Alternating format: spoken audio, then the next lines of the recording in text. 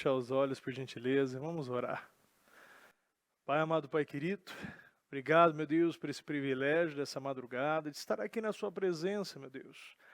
A tua palavra é tão clara, meu Pai, é tão nítida, meu Pai, como as águas cristalinas, Senhor, ou até mesmo o sol reluzente, que o Senhor, meu Pai, nos ensina, que eu amo os que me amam, os que me buscam na madrugada, me encontram, meu Deus. Meu Pai, estamos encontrando, meu Pai, porque nós deixamos de encontrar com a nossa carne. Quando encontramos o Senhor, meu Pai, na madrugada, é como Paulo, meu Deus, agora mesmo disse, que me esmurrando a minha carne não deixe de me perder, de se perder nessa última hora. Enquanto, meu Pai, muitos, meu Deus, poderiam estar, meu Deus, realmente aqueles para os escolhidos, aquele, meu Deus, que está disponível, aquele, meu Pai, que vê com uma oportunidade. Que o Senhor nos guie, meu Pai, nessa madrugada, que possamos sair daqui hoje, meu Pai, não como pessoas ou protocolos batidos, meu Deus, mas sim, meu Pai, como pessoas sedentas, famintas, pessoas, meu Pai, que sabem que nós estamos acelerando processos, meu Pai, e que esse ano não acabou, meu Pai, e nós temos a certeza que é para aquele que dá mais, aquele que recebe mais, aquele que acredita, meu Pai, no impossível. Eu agradeço ao Senhor, meu Deus, e peço a tua condução, a tua direção, meu Deus, a tua orientação, que o Senhor possa me usar e não somente usar, mas aprovar, meu Deus. E que as palavras que saem desse altar, meu Pai, que não sejam minhas, meu Deus, mas seja as suas palavras, a sua condução, as suas revelações, o seu, meu Pai, discernimento. Muito obrigado, meu Deus. Nós te amamos e te agradecemos demais em nome do Senhor Jesus. Amém. Amém, amém. Graças a Deus. Pode sentar, por gentileza.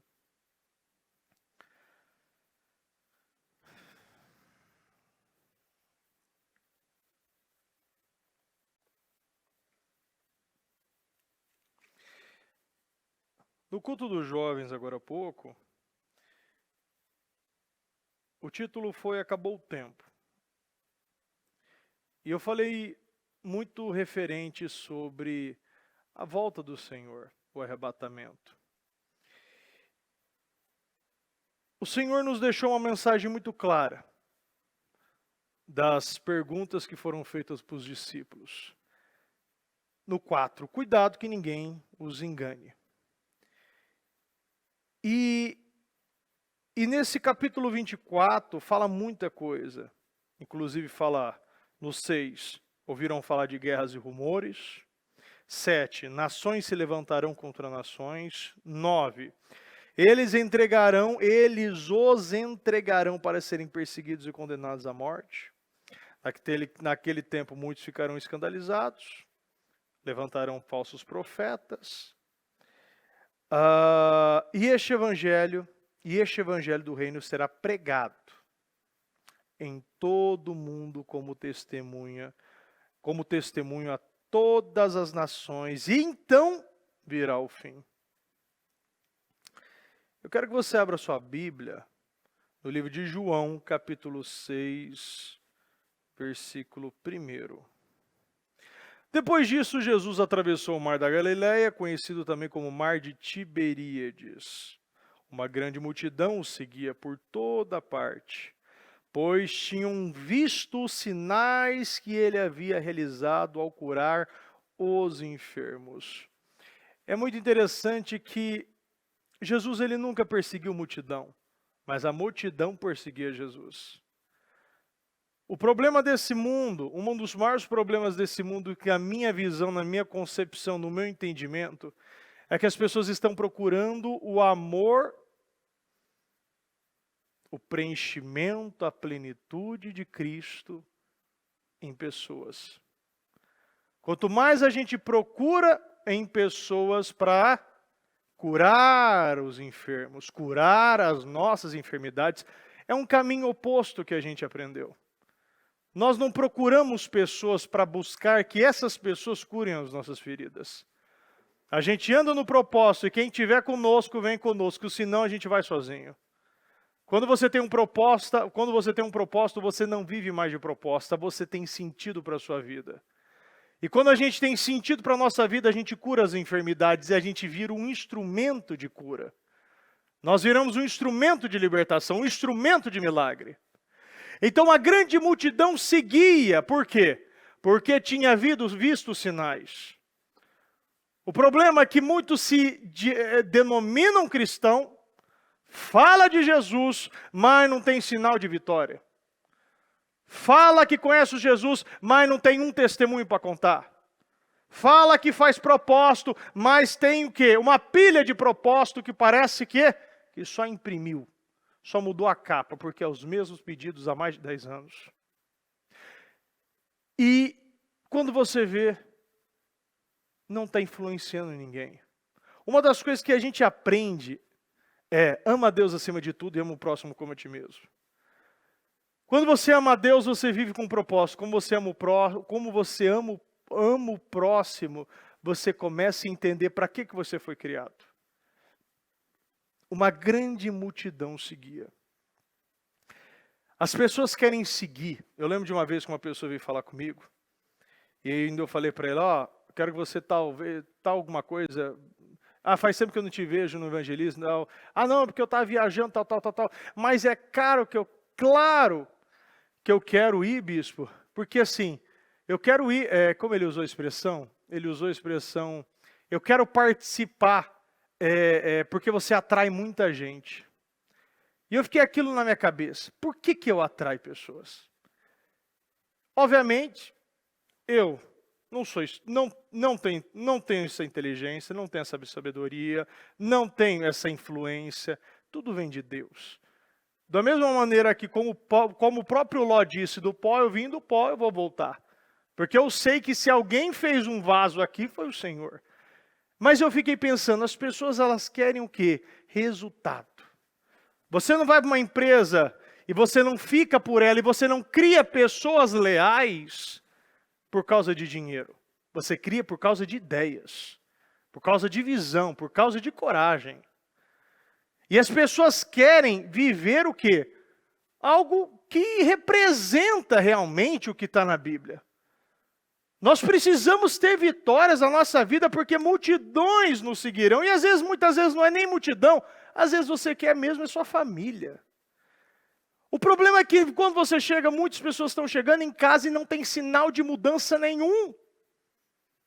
Ao invés de você ser um instrumento de cura, você está levando a doença. Ao invés de você ser um instrumento de prosperidade, você está levando miséria. Ao invés de você ser um instrumento de união, você é o cara da divisão, você é o cara da briga. Aí você não entende porque ninguém te segue. Aí você não entende porque você está anos vindo na igreja e não tem resultado de conseguir salvar sua própria casa, mas é muito bom empregar e levar a palavra fora de casa. E eu não falo que uma coisa é fácil. Não digo isso, nem se sinta acusado ou pressionado, mas sim que eu quero que você leve o quê? A uma autoavaliação. Uma grande multidão seguia, Jesus não procurava, mas ele atraía isso. Então Jesus subiu um monte e sentou-se com os seus discípulos. Isso na Bíblia nada é por acaso. Ele subiu no monte por quê? Você fica em lugares altos. Você vai para terrenos altos. E através desse você presta atenção, analise bem. Ele subiu no monte e sentou-se com seus discípulos. O que ele ia fazer? Ele ia começar a ensinar. Era quase tempo da festa judaica da Páscoa. Jesus logo viu uma grande multidão que vinha ao seu encontro. Voltando-se para Filipe, perguntou: onde podemos comprar pão para alimentar toda essa gente? Então, é tão forte essa pergunta, porque é a pergunta mais óbvia do mundo. Para aquele que conhece aquele que perguntou. Jesus ele faz essas perguntas sabendo da resposta. Jesus ele faz essas perguntas para nós todos os dias. O que você acha de cumprir o seu propósito? O que você acha de dizimar e ofertar? O que você acha? Como você pode resolver esse diagnóstico médico? Bia, com oração, né? Como você acha? E como a gente pode, talvez, comprar uma casa? Talvez a gente restaurar um casamento? O Senhor, ele faz perguntas óbvias, porque ele sabe que a resposta é óbvia. Quando você conhece quem está perguntando. A falta do conhecimento de quem pergunta é a falta da resposta de quem responde. Se você não sabe quem está perguntando, você também não vai saber a resposta que essa pessoa quer que você responda. Porque você estava falando com Jesus.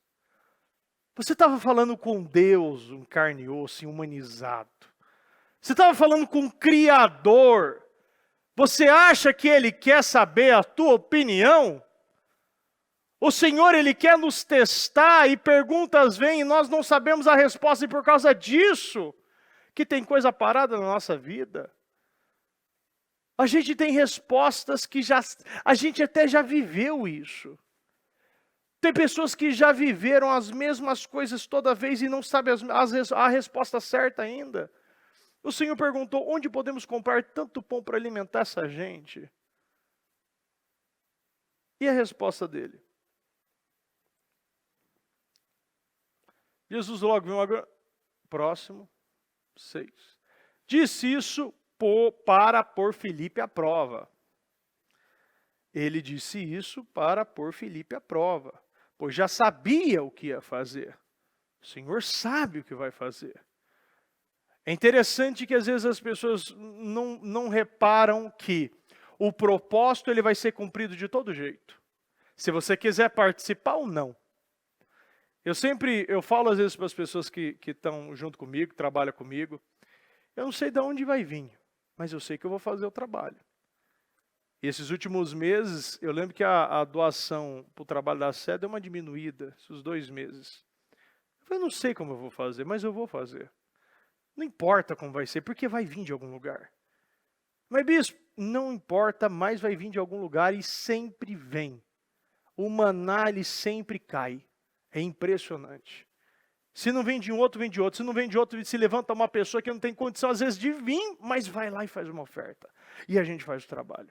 E toda vez é do mesmo jeito. O propósito vai ser cumprido. A diferença é o seguinte, você vai ser o próximo a ser abençoado, porque isso não é uma obrigação, isso é uma oportunidade. Eu vejo que Deus cria oportunidade todo dia para a gente alimentar pessoas. Alimentar com testemunhos, alimentar com vitória, alimentar com uma vida poderosa, alimentar e influenciando, mas todos os dias a gente tem a oportunidade de falar, eis-me aqui, eu quero dar a resposta certa. Por quê? Porque isso é uma prova. Quando eu estava voltando ainda, eu falei ainda na segunda passada, quando eu estava voltando lá do evento da gratidão e aconteceu aquilo lá, eu falei, meu Deus, isso sim que é a prova. A criatura está ali, ó, aquele lá que estava junto comigo. Mas não ajudou em nada. Vocês não acham que ele fez alguma coisa? Nada. Nem segurar o flash ele segurava direito para eu trocar a roda. Eu troquei o pneu, aí estourou mais um, parou na frente do meu carro, fui lá trocar o outro.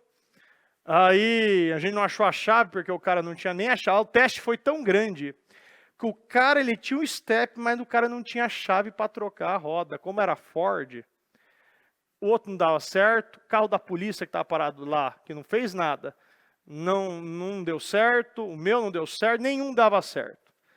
Aí pegou uma van que chegou depois de 1 hora, a gente achou, mas eu estou brincando, ele deu apoio moral, ele falou assim, não bispo, a gente tem que trocar essa rota, porque eu já estava quase, não, vai 1 hora aqui para esperar uma chave, não tem mais o que fazer aqui. O cara falou, não, eu vou chamar o guincho, tal. Aí chegou essa chave, troquei mais um pneu. Aí, tô acabando, acabou, pronto, acabou o teste, obrigado. Para um taxista sem combustível. Eu falei, não, isso aí é quase os 7 mergulhos de Namã, já. E aí eu fui lá, levei o taxista para o posto, passamos nas quebradas, botou combustível e trouxe ele de volta. E eu fiquei pensando nisso aí depois, que teste é esse? Eu não sei para quê, do quê, mas eu sei que eu passei. Precisava? Eu não sei. Eu só sei que aquela pessoa, o primeiro carro, era um pastor da Assembleia, inclusive, tinha 85 anos, e ele estava orando. E quanto crente passou e não parou? Era umas 10 da noite, 9 da noite, né? Umas 9, 10 da noite. Quando a gente chegou em casa já era mais de 11. Mas ele estava orando, e a oração de um justo tem efeito, porque encontra outro justo. Enquanto ele orou, alguém apareceu. E eu tive a oportunidade. E eu sei que minha vida, eu sei que eu plantei, e sei que aquilo foi um teste, e eu sei que eu passei por ele. E passamos assim com grande... Tanto que no final, que a luz ficou ligada no meu carro, quando acabou toda a festa, né? A festa, meu carro não ligava, porque acabou a bateria. Tanto que a luz, o flash, o farol ficou ligado. Aí teve que fazer um cabo, botou o cabo para ligar o carro, tá? Seguiu. Pois já sabia o que ia fazer. Filipe respondeu: mesmo que trabalhássemos vários meses, não teríamos dinheiro suficiente para dar alimento a todos.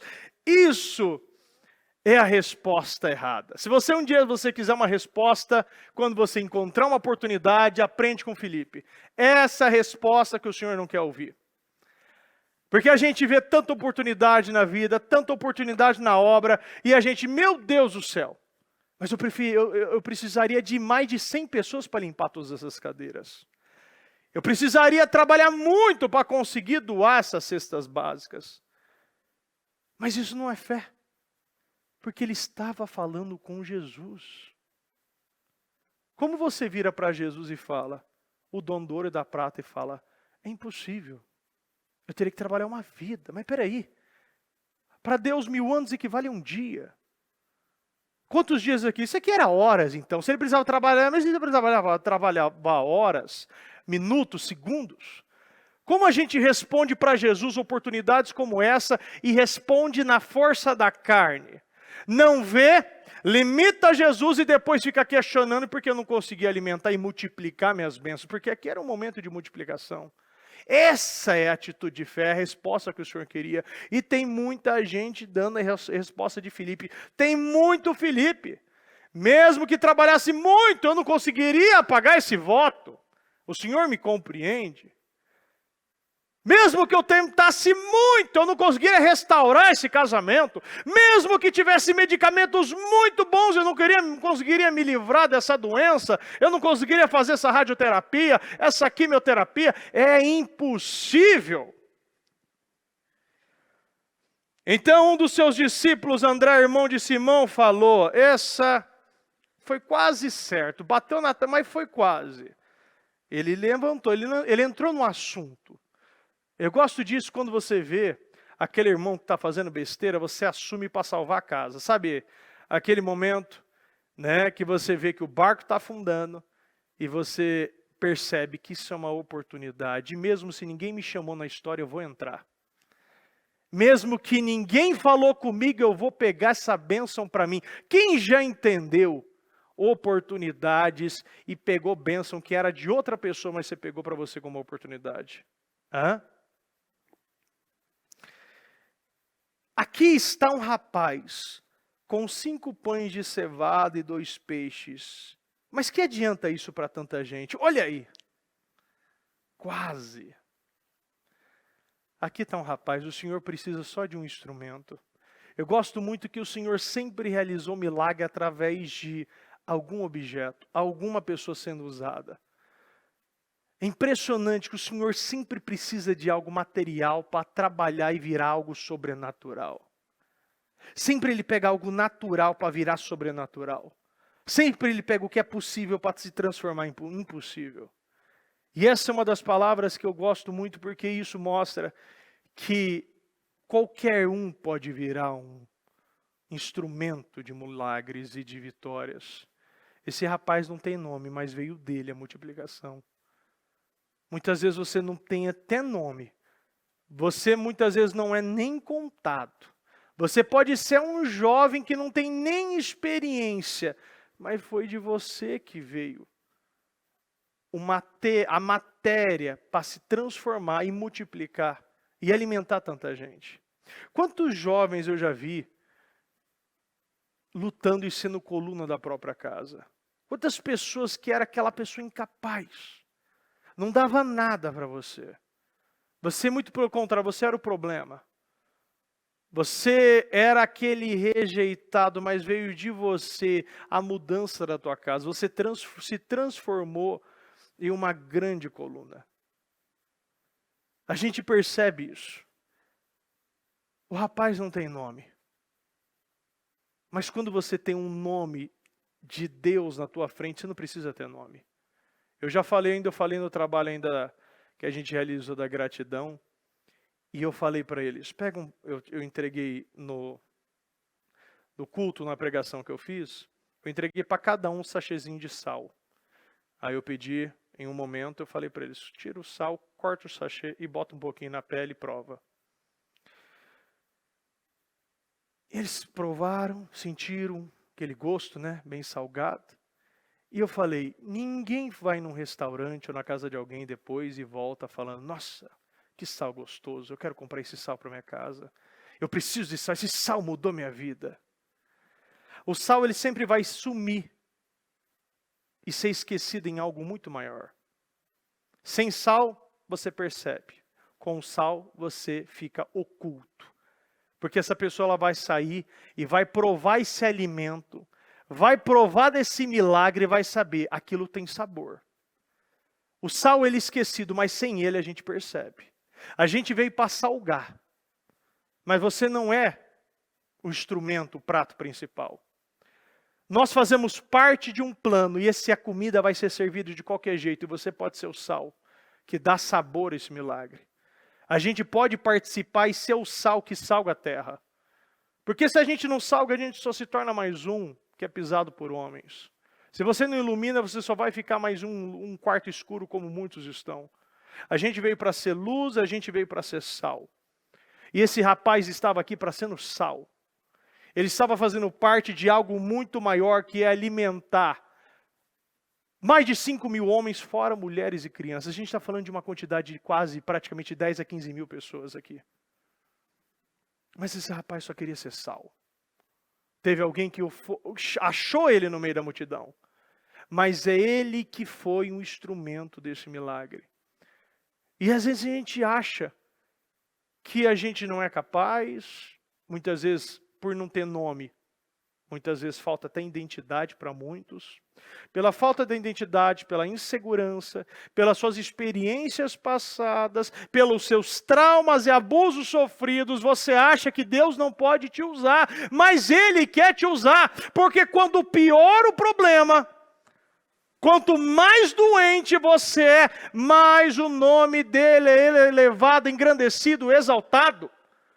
Não adianta pegar um atleta olímpico, tem que pegar o gordinho de 90 anos. Não adianta de parecer que você, através daquele cheio de mesa de diplomas, paredes de diplomas, livros escritos, você vai ser o primeiro.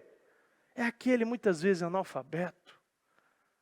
Às vezes as pessoas acham que será dos maiores teólogos que vai vir os maiores milagres, mas é das velhinhas mais analfabetas que a gente vê céu descendo, inferno recuando. As coisas acontecem de uma maneira inexplicável, porque é assim que Deus trabalha. Deus ele não escolhe os capacitados, Ele capacita os escolhidos. É totalmente diferente.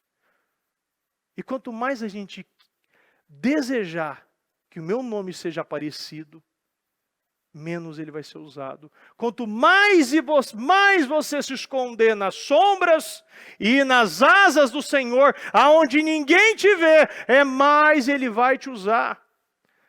Davi, esse homem tão maravilhoso, você vê que está um cara que foi rejeitado na Bíblia, foi ele. Mas por todo mundo. Eu nunca vi um cara tão rejeitado e tão usado por Deus. Foi rejeitado pelo pai, rejeitado pelos irmãos, rejeitado pelo líder, rejeitado por Golias, rejeitado pelos filisteus, rejeitado por todo mundo, rejeitado por Mical. Todo mundo rejeitou o homem. Mas quando o mundo rejeita, Deus aceita. A gente percebe que o negócio é diferente. E está aqui para mostrar, aqui está um rapaz, com 5 pães de cevada e 2 peixinhos. Ele apresentou. Ele foi usado. André foi usado. Mas faltou um pouquinho ainda. Faltou ainda entender que o Senhor não trabalha dessa maneira. ele não trabalha com incredulidade. Nós não podemos entregar para o Senhor algo e falar, meu Deus, eu estou aqui, eu tenho fé.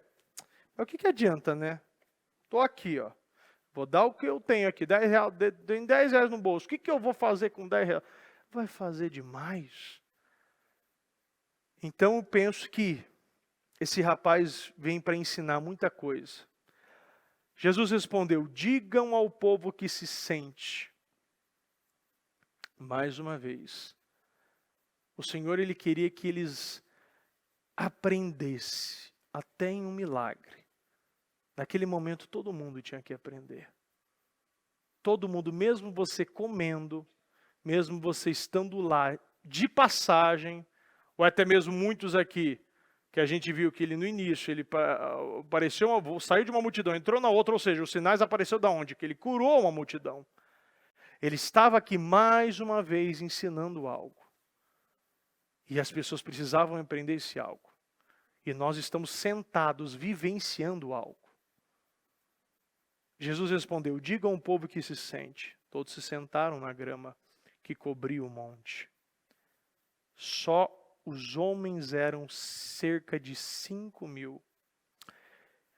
Então Jesus tomou os pães, agradeceu a Deus e os repartiu entre o povo. Então Jesus tomou os pães. Aquilo foi dado por um rapaz que não tem nome. Mas quem aceitou e pegou esse objeto, aquilo que foi entregue para Jesus, Jesus tomou isso que foi entregue, foi o melhor dele. E o melhor dele o Senhor aceitou. Será que tem uma mensagem aqui? Não. O melhor dele, ele aceitou. E através do melhor que ele aceitou, de uma pessoa que não tem nem nome, que se considera humilde, quando eu falo isso, é que o Senhor está mostrando aqui meio que veio dele, veio toda essa multiplicação. Deus ele quer ver pessoas humildes, pessoas que estão totalmente entregues, totalmente vendo a oportunidade que está vendo, totalmente com uma visão de que eu estou aqui para agradar a Deus, eu estou aqui por um propósito muito maior do que viver por mim mesmo, eu não quero mais viver de proposta, eu não quero viver uma riqueza somente para viver e cobrir as minhas vontades. Deus ele dá uma vida para nós, poderosa, abençoada, mas ele não vai enriquecer para você somente viver para você.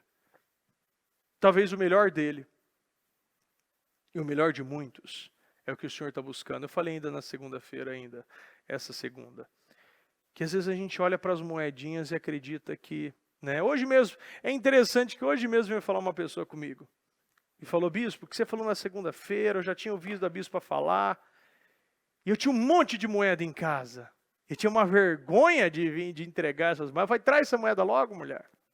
Traz que dependendo da quantidade de moeda, você leva para o Subway e você ganha até um lanche. Né? Só para trocar, tanto que está escasso moeda. Você vai lá para o McDonald's, você ganha até um lanche também, né? Quando você troca moeda. E as moedas desse rapaz, esses 2 peixinhos, esses 5 pães, 2 peixinhos. E ela disse, bispo, eu fui, tive coragem, trouxe, né? Foi abençoada, tal. Eu fiquei vendo que o Senhor ele está falando em corações, mas a gente vive com essas travinhas. Travas pequenas que seguram bênçãos grandes. E aqui? Então Jesus tomou os pães, agradeceu. Eu por um tempo, há uns 4, 5 anos atrás, acho que uns 5, 6 anos atrás, acho que uns 5 anos atrás isso. Eu dava muito curso e dava muito treinamento para o pessoal, os internos, e falava muito sobre algo que tinha tocado muito meu coração, era a questão da gratidão. Eu dava muito treinamento da gratidão. Porque um dos sentimentos que destrava a vida e te faz ter cores, né? Tem muita gente que é daltônico espiritual, não consegue ver. Só vê cores preta e branca. Mas quando você entende o sentimento da gratidão, você vê um arco-íris, você vê todas as cores. E a gente começa a enxergar que o meu copo, ele pode estar pela metade, mas ele sempre está meio cheio e não meio vazio. E eu penso o seguinte, todo momento que o Senhor ia realizar, repartir, realizar milagres, ele agradecia. Será que a gente não entende que a gratidão, dar graças por algo, abre porta, multiplica coisas? A gratidão é um sentimento tão poderoso que eu estava falando com uma pessoa, e essa pessoa estava numa crise, umas situações aí, em conflitos internos. Eu falei, olha, eu sei que você está passando, eu sei que você está vivendo, mas você já fez uma comparação que você é perfeito, né? Você não tem defeito, você tem liberdade, você tem uma família, você pode ficar, né, ter comida, você tem casa, cama, você tem toda uma estrutura. E eu posso te levar para pessoas que não têm isso, posso te levar para hospitais, pessoas que estão querendo trocar de lugar com você. Às vezes a gente quer comparar a nossa vida com vida de Instagram. Mas vida de Instagram não é uma vida real. Vida real, quando você entra no leito do hospital, você vê uma criança, você vê um pai, uma pessoa passando uma situação, muitas vezes vivendo uma doença, destruindo toda uma família. Você vai numa comunidade, você começa a ver. Você vai em qualquer praça, você já está vendo. E quando a gente começa a enxergar esse sentimento da gratidão, você começa a ver que ele é multiplicador. Você começa a ver que você é muito abençoado. Mesmo com pouco que você tem, você é privilegiado. Isso é muito importante. Agradeceu a Deus e os repartiu entre o povo. Em seguida fez o mesmo com os peixes. E todos comeram à vontade. Todos comeram até se saciar. O Senhor não dá aquela coisa para forrar o estômago, aquele petisco, muitas vezes naquele restaurante que você quer fazer uma graça para a esposa, vai lá, paga caro e sai com fome. Você tem que ir jantado para lá. Quem já viu isso aí? Você tem que ir jantar ou levar uma marmitinha no carro, você come, depois você volta para comer um pouquinho mais. Por quê? Porque é chique, você só está lá para tirar foto ou para fazer um evento especial. Então, eu lembro de uma pessoa que foi lá e entregou metade de um peixe, né, para ficar bonito. Aí ele perguntou, mas cadê a outra metade, né? Perguntou, cadê? Porque quer ser chique, né? A pessoa não entende. Tem lugar que você vai saborear, você não vai se saciar. Tem que saber, né? Não dá para ter tudo. Mas o Senhor, ele não é desse tipo que só dava a comidinha para forrar, mas ele vinha o quê? Para saciar. Quando o Senhor vem para te abençoar, ele não vem somente para você ser abençoado no seu casamento, mas ele também quer que você come à vontade. É tanta bênção, o Senhor dá uma entrega de tanta bênção na nossa vida, que o Senhor quer que você fique saciado, satisfeito no teu casamento, na sua saúde, no seu profissional, no seu espiritual, com os seus filhos, com na sua vida financeira. O Senhor, ele quer que toda a sua vida seja e vive essa abundância. Então, quando a gente vê isso, a gente entende como o Senhor trabalha. O Senhor, ele faz, o Senhor multiplica, e o Senhor nos deixa satisfeitos.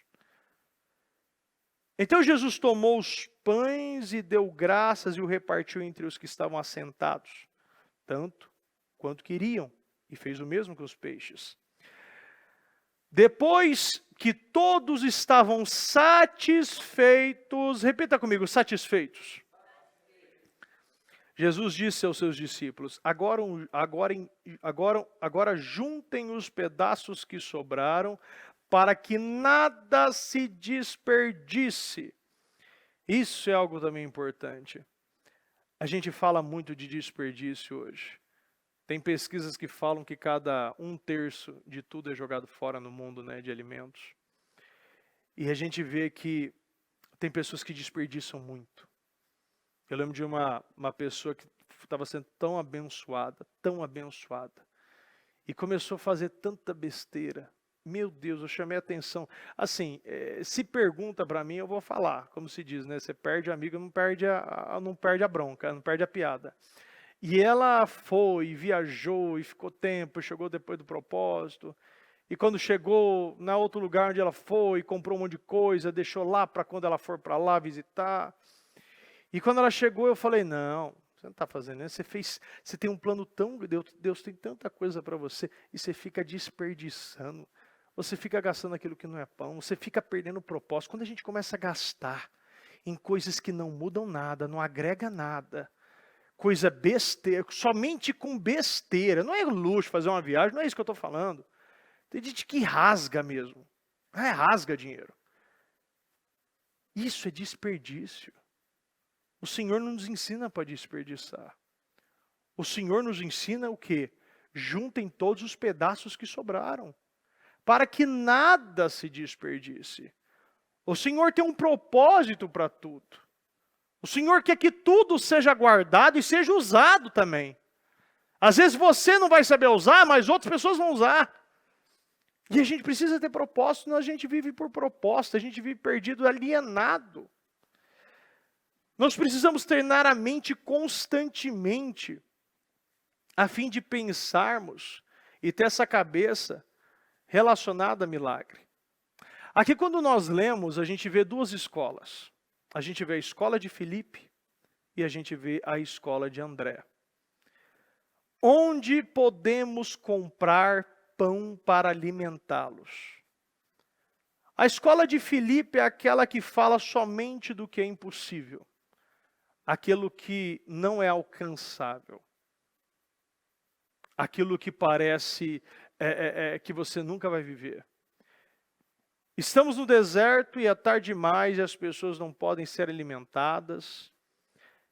Ele fala de algo que ele coloca como impossível, mas você está falando com Jesus.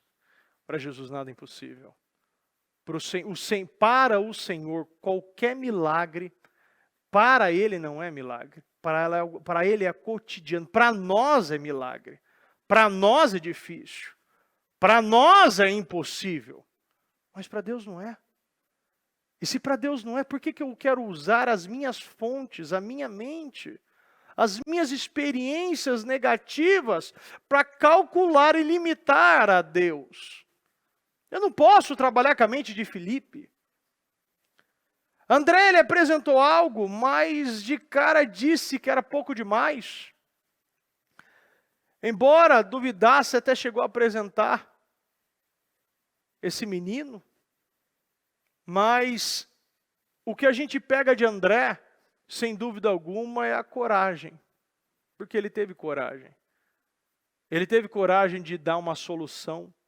Ele teve coragem de dar um passo de fé.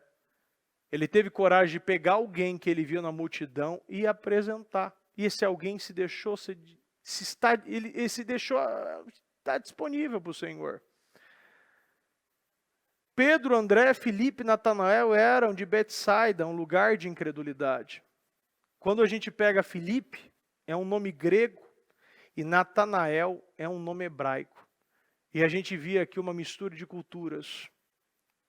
Filipe era cético. Ele trabalhava mais com a lógica, com o racional. Mas esse Filipe foi completamente transformado, e a gente vê ele sendo usado poderosamente por Deus. Quando nós pegamos aqui e falamos de André, a gente vê André, ele apresentando, tendo coragem e vivendo grandes feitos e grandes milagres. Nós precisamos apresentar a Deus que Ele vai transformar aquilo que nós, aos nossos olhos, parece pouco, em muito. Parece que nós... eu vejo às vezes pessoas fazendo propósitos e limitando, porque ela mesma limita e não acredita que ela vai conquistar. E o medo de fazer um propósito corajoso limita ela de viver uma vida corajosa, uma vida abundante. A gente precisa o quê? Fazer um propósito com o tamanho de Deus, numa mentalidade de Deus. Não adianta fazer propósito pequeno, propósito miserável. Eu já falei várias vezes de pessoas quando a gente vai, muitas vezes fazendo a unção dos carros, eu falo para a pessoa fala, olha, a gente pergunta qual é o próximo carro, qual é o desejo, qual é o sonho, a pessoa, não, esse aqui tá bom, eu só quero pagar. E outra fala, não, 1 ano, essa aqui é 1 ano mais novo. Mas você olha no olho dela e você vê um medo. E ela tem medo, porque o medo de se frustrar é maior do que maior do que a coragem de romper. A gente não pode ter medo de se frustrar, porque vai se frustrar. Na realidade, um dos processos de ensinamento das crianças e dos jovens que precisa ter é a frustração. Eu falei ainda agora, né, no culto dos jovens e no trabalho, que homens fortes geram tempos fáceis geram homens fracos e homens fracos geram tempos difíceis. E a gente tem que saber que nós só se fortalecemos em tempos difíceis. Ninguém cresce numa festa, mas todo mundo cresce num velório. Isso faz analisar, isso faz se questionar, nos faz reavaliar muitas decisões. Então, quando você vê um problema como esse que muitos estavam ali vivendo, não era somente eles, mas era uma multidão. Mas Jesus, ele se colocou o quê? Quem pode estar disponível para ser um instrumento para eu realizar um milagre? E Jesus não precisava de nada. Mas ele é tão bom que ele deixa as pessoas terem o livre-arbítrio de se deixarem ficar disponíveis para ele operar. O Senhor, ele quer operar milagres. Mas ele quer aqueles que se levantam e se tornam disponíveis para ele operar. Nós precisamos acreditar que Deus pode operar qualquer coisa, em qualquer momento, em qualquer situação, em cima de qualquer doença. De qualquer jeito ele vai fazer. Lembra que eu falei aqui? Aquela multidão iria ser alimentada de qualquer maneira. Mas quem seria o nome? Porque eu não posso ser. Porque eu não posso ser a pessoa que vai fornecer os 5 pães e 2 peixinhos. Porque eu não posso ser essa coluna. Porque eu não posso me colocar como esse pilar. Bispo, mas eu não posso, você pode. É que você não quer. Tem gente que pode. Tem gente que pode dar 1 quilo de sal. Eu lembro em um treinamento que eu fiz com os evangelistas numa quinta-feira.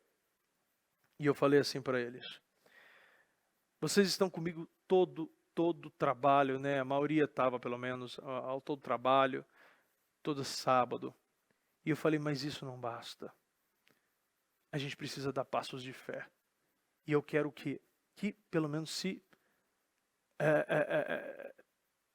comprometa com 1 quilo de alguma coisa. Com meio quilo, seja meio quilo de macarrão. Né, 500 gramas de macarrão. Mas quero que você se comprometa. E maioria, praticamente quase todos. E eu vi muitos processos acelerando através daquela decisão. Decisões que parece que não vai mudar nada. Mas tenho certeza, eu já falei aqui do rapaz que a gente evangelizou na Sé, que ele trabalha ali em cima, vem de Jujuba, e ele tira o quê? Diz ele, né? Diz ele, não sei se está 100%, mas ele toda hora troca de celular. Né? Eu passo ali direto e ele fala que tira 200 a 300 por dia, às vezes mais. Né? Caixinha, essas coisas, 300, 400. Você imagina? Ele só vende bala. E eu fico pensando que qualquer um pode vender aquela bala. Mas quem tem a coragem de abater num vidro, de aparecer, de evangelizar, né? Porque ele leva um papelzinho e eu acho tão bonitinho que ele imprimiu vários papelzinhos pequenininhos. Aqui eu tinha tirado foto, mandado para ele, não sei se o pessoal tem aí. E ele não lembrava, não tinha o nosso jornal, então ele imprimiu várias fotinhas e ele escreveu Rua Taquari 995 em todos os papeizinhos. Então ele entrega a bala e o papelzinho junto. E a gente tem um jornal bonito, bem feito, corrigido, disponível, e a gente não tem coragem de fazer. Então, não adianta questionar, não pode questionar, todo mundo pode fazer mais.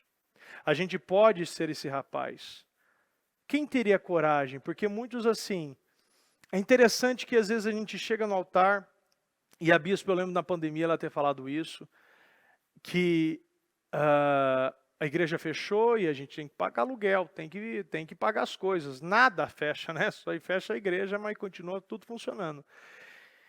E naquele momento, muitos poderiam ter feito, ajudado, muitos ajudaram, muitos fizeram, mas eu achei interessante a maneira que ela disse, que às vezes, inclusive o Busco Murilo falou isso aqui também já, às vezes você não pode dar o valor, mas você pode dar 100 reais, você pode dar 10 reais. Não estou falando de dinheiro, mas não se pega no dinheiro. Não vem entrar nessa área na parte de dinheiro, porque muitos com essa cabeça miserável acham que eu estou falando de dinheiro. Não, eu estou dando um exemplo aqui.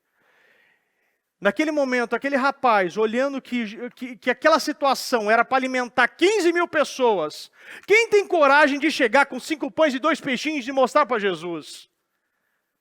Aquele rapaz teve mais fé que Felipe. Às vezes a gente não enxerga que você precisa coragem até de você oferecer e botar uma moeda na arca. Hoje essa pessoa veio falar para mim das moedas e falou, bispo, eu tomei coragem de colocar a moeda depois de você falar na segunda-feira. E eu fui, peguei, qual é o problema? E foi, entregou as moedas e fez a oferta dela. A oferta da viúva que chamou a atenção de Jesus, foi a oferta da viúva, foi a moeda da viúva, não foi as ofertas dos fariseus, das pessoas que estavam lá, os republicanos. Era da viúva que fez Jesus ser chamado a atenção naquele momento, olhar para ela e falar dela. E por isso que a gente está falando dessa viúva, não tem nem nome, mas foi ela que botou a moeda. Esse rapaz não tem nem nome, mas foi ele que fez, e foi um instrumento de multiplicação de pães, de alimentar as 15 mil pessoas.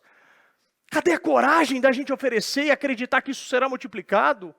Cadê a coragem de dar o passo de fé? Cadê coragem de achar, mas o que vão pensar de mim? Eu só vou oferecer 5 pães e 2 peixinhos. Vai pensar que você teve coragem. Bispo, mas tem pessoas que não pensam assim. Eu não estou falando das pessoas. Eu estou falando de Jesus. Vocês têm que se importar com a opinião de Cristo. Vocês têm que se importar sobre o que Ele pensa de você. Os atos de fé que você tem com Ele, a coragem que você deposita nele, o comprometimento que você acredita e se coloca nesse propósito com Ele. Então você tem que pensar com aquilo que Cristo tem. Porque tem muitos que podiam fazer muitas coisas. E esse rapaz, que mora, hoje diz que alugou um quartinho aí para morar, ele. Mas eu acho interessante que ele vende a jujuba, entrega um papelzinho escrito Taquari 995. Meu Deus do céu. Aquele dia eu parei e na hora que eu vi, eu fiquei com vergonha. Porque você vê, se eu tenho a condição de fazer mais, eu tenho que fazer mais do que ele, muito mais. Porque ele não tem essa condição. E ele está fazendo. Então me deu vergonha. Eu posso fazer mais. E eu tenho que fazer mais. Porque Ele faz mexer. Mexe dentro de nós, mexe aquele brio. Né? Quem tem vergonha na cara se incomoda. Eu tenho vergonha na cara e me incomodei demais. E eu vi o amor que ele tinha. E ele falava assim, ó. Eu quero falar de Jesus, ele é chileno. Eu quero falar de Jesus, porque eles têm que ir para a nossa igreja. Ele fala, nossa igreja. Ele tem que ir para a nossa igreja, tem que conhecer nosso Jesus. Enfim, se coloque de pé, por gentileza, vamos orar. Vamos falar com Deus.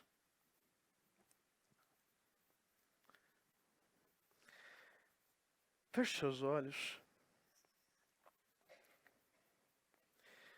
Já pegue seu propósito também.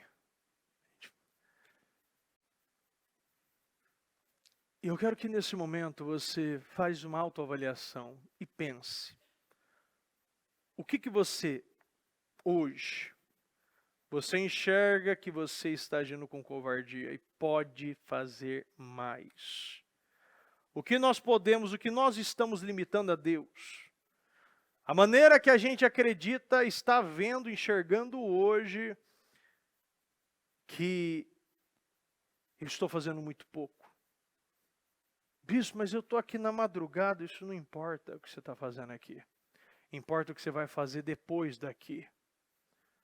Importa quais seus próximos passos e as suas decisões.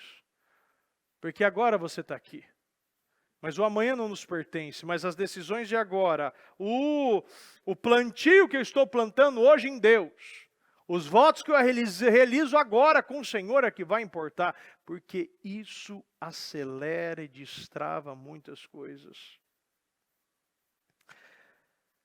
Pai amado, Pai querido, estamos aqui, meu Pai, nessa madrugada.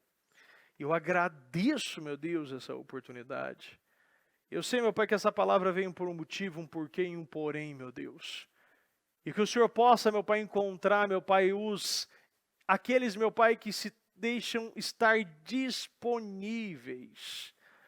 Aqueles, meu Pai, que fala, eis-me aqui, aqueles que saem do meio da multidão com 5 pães e 2 peixinhos. Aquele, meu Pai, que não está, meu Pai, na escola de Filipe. Aquele que não duvida, Senhor, aquele que crê, Senhor, e sabe que aquilo que estamos fazendo agora, meu Deus, não é, meu Deus, algo natural. Meu Deus, nós estamos aqui, meu Deus, mastigando a nossa carne. Enquanto muitos, meu Pai, não estão, nós estamos. Nós não falamos, meu Pai, com os demais, nós falamos com aquilo que nós temos o controle, e temos o controle de nós, das nossas vontades, dos nossos desejos. Sim, meu Deus, nós temos o controle, meu Deus, e a decisão de abrir a minha boca e falar com o Senhor agora, ou ficar com a minha boca fechada. Eu tenho a decisão, meu Pai, de somente passar mais uma madrugada, meu Deus, ou voltar, meu Deus, com o meu propósito, a minha vida totalmente mudada numa madrugada. Eu acredito, meu Pai, em mudanças. Eu acredito, meu Pai, que o choro pode durar uma noite, mas a alegria vem pela manhã, meu Deus. E já está amanhecendo, meu Deus. Eu acredito, meu Pai, numa quinta de vitórias, uma quinta de respostas, uma quinta de milagres, meu Deus. Eu acredito, meu Pai, que o Senhor pode fornecer, meu Pai, que o Senhor pode, meu Deus, nos conduzir, meu Pai, e alinhar e transformar toda a nossa vida com uma decisão, meu Deus. Sim, meu Deus, o Senhor está procurando o pequeno fiel, e nós somos, meu Pai. E se não somos, que comecemos a pensar como sim, meu Pai. Aquele que é o pequeno fiel, que está aqui, meu Deus, faminto, desejoso, meu Deus, entendendo, meu Pai, que faz parte de um plano e vai viver esse projeto, e vai terminar esse ano com o melhor ano da vida, e vai entrar em 2023 com o nome limpo, meu Pai, e que nenhuma situações, meu Pai, nenhum problema vai nos acompanhar para 2023. Eu acredito, meu Deus, e peço, meu Pai, que o Senhor, meu Deus, venha fazer que essa pessoa acredite também. Porque, meu Pai, vemos aqui, meu Pai, aquele que acredita é aquele que duvidou. E tudo começou com um teste, com o Senhor perguntando, como vamos alimentar tantas pessoas? Será que o Senhor não está te perguntando isso agora? Será que o Senhor não está te botando à prova em alguma situação na sua vida e Ele quer ouvir a sua resposta, mas Ele já sabe qual é? Será que Ele sabe realmente? E será que essa resposta que sairá de você será a resposta que agrada a Deus? Porque o Senhor está testando muitos e está perguntando, como você vai resolver isso aqui? Como você vai comprar? Como você vai agir? Como você vai resolver isso aqui? O Senhor, meu Pai, perguntou, mesmo já sabendo. Meu Deus, que nós possamos dar as respostas certas. Nós pedimos, meu Pai, que o Senhor nos ajude, que nós venhamos a dar as respostas certas, meu Pai, as respostas corretas. Eu peço, meu Deus, que o Senhor, meu Pai, visite a cada um, meu Deus. E que os propósitos, meu Pai, sejam cumpridos, materializados, meu Pai. Que o Senhor possa, meu Deus, fazer que cada um, meu Pai, saia dessa madrugada, meu Pai, sabendo, meu Pai, o que deve fazer, as atitudes que devem tomar, as decisões que devem ser feitas, meu Deus. Meu Pai, que esta madrugada, meu Pai, seja uma madrugada que venha destravar, acelerar, desbloquear, curar, libertar, levantar, exaltar, meu Pai. Uma madrugada, madrugada de respostas, de milagres, de favorecimento, de multiplicação de graça, de multiplicação de peixes e pães, meu Deus. Que seja, meu Pai, uma madrugada, meu Pai, que o Senhor venha multiplicar e fazer, meu Pai, do que é natural se transformar em sobrenatural, meu Deus. Eu acredito, meu Deus, eu tomo posse e declaro, meu Deus, vitórias. Declaro, meu Pai, um novo entendimento. Eu declaro uma renovação de mente. Eu declaro, meu Pai, uma postura diferente. Eu declaro força e coragem, meu Deus. Meu Pai, que nada venha nos roubar, muito menos sono, meu Pai. Porque se chegamos aqui, meu Pai, nós não viemos aqui para ser roubados. Meu Deus, é 1 hora, meu Pai. Não é, meu Pai, 10, 20 horas um dia, nós estamos 1 hora e nós não aceitamos ser roubados, meu Deus. Que o Senhor, meu Pai, não deixe, meu Pai, nenhum, meu Pai, aqui ser roubado.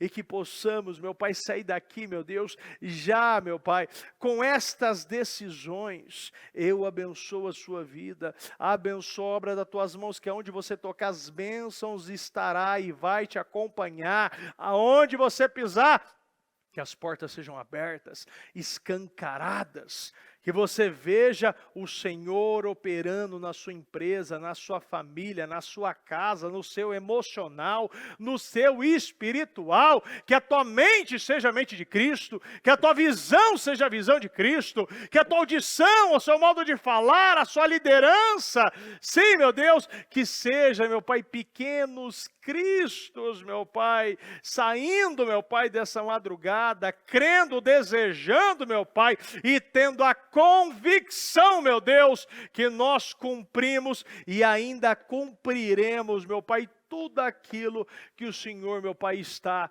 colocando, meu Deus, e nos disponibilizando, meu Pai, com uma oportunidade. Temos muitas oportunidades e nós não queremos ser roubados e perder essas oportunidades. Meu Deus, eu agradeço que o Senhor continue falando, que o Senhor continue conduzindo a todos nós. Meu Pai, que a cada um, meu Deus, e a cada pedido e a cada clamor, meu Pai, venha ser materializado e concretizado em nome do Senhor Jesus. Muito obrigado, meu Deus, em nome do Senhor Jesus. Amém.